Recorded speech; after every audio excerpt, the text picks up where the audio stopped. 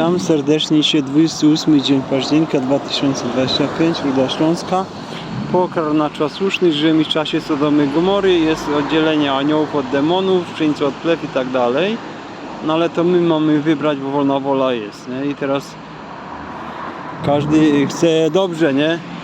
No ale troszkę jest jak jest, no. Ale najważniejsza jest miłość, która będzie trwała wiecznie, ale on tylko jest aktywna w prawdzie.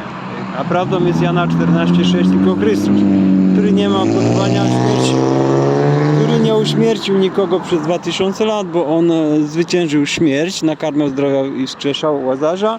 Dlatego jak mamy prawo miłości, uczymy się tej miłości i modlimy się za wrogów, nieprzyjaciół, jak ktoś kamieni, to go chlebem. Także nienawiść jest już mordercem. 1 Jana 3:15, ale dlatego wybaczcie, ojcze, nie wiedzą co czynią. Także bądźcie na drzewie zielonym łotru wierzył, my też możemy być dobrymi łotrami, jak uważamy skruchę. Błogosławię.